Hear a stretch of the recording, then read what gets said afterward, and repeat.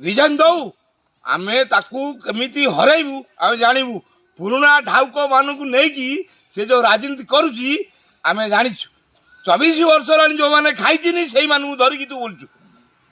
ଗାଁରେ ଦମ ଅଛି ତ ଯଦି ନଡ଼େଇ କରିବାକୁ ମଇଦାନ ପରି ରିଜାଇନ୍ ଦେ ଯେ କି ଯଦି ପ୍ରତାପ ଜେନା ସାଙ୍ଗରେ ଲଢ଼ିବାକୁ ଅଛ ବର୍ତ୍ତମାନ ତୁମେ ଅନାସ୍ଥାରେ ଏ ଯେଉଁ ରିଜାଇନ୍ ଦିଅ। ରିଜାଇନ୍ ଦେଲା ପରେ ଆମେ ଜାଣିବୁ ଯେ ତୁମେ ରିଜାଇନ୍ ଦେଲ। ରିଜାଇନ୍ ଦେଲା ପରେ ଲଢ଼େଇ ହେବ। ଲଢ଼େଇ ହେଲେ ପ୍ରତାପ ଜେନା ପୁଅ ସାଙ୍ଗରେ କରିଥିଲ ପ୍ରତାପ ଜେନା ସାଙ୍ଗରେ ଥରେ ଲଢ଼େଇ କରି ଦେଖ ତାର ଔକାତ କେତେ। ପ୍ରତାପ ଜେନା କ'ଣ ତୁମକୁ କରିବ। ତୁମେ 3 ଥର ପ୍ରତାପ ଜେନା ସାଙ୍ଗରେ ଲଢ଼ିକି ହାରିଥିଲ। ପୁଣି ଏବେ ବଡ଼ ବଡ଼ କଥାବାର୍ତ୍ତା ଗପୁଛ। ତମର ଔକାତ କ'ଣ? ତମେ ସବୁ ଯାକ ବିଜେଡି ଲୋକକୁ ନେଇକି ତମେ ରାଜନୀତି କରୁଛ। ଯେତିକ ଟାଉଟର ଡକାତ ଧୋବାବାଜ ତମର ଅଛି କିଛି?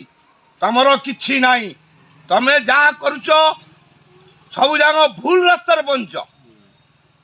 ଆମେ ଆଜି ଜବାବ ଦେବୁ। ନିଶ୍ଚନକୋଇଲି ବ୍ଲକ ତମକୁ ମାହାଙ୍ଗା ବ୍ଲକରେ ପୁରେଇ ଦେଲେନି। ଭିଡ଼ିଓକୁ ଭୁଲ ମଗେଇଲେ ତମେ ସେତିକି ଜାଣିପାରୁନା ତମର ଇଜ୍ଜତ କେତେ? ତମେ ପୁଣି ବଡ଼ ବଡ଼ କଥାବାର୍ତ୍ତା ଗପୁଛ।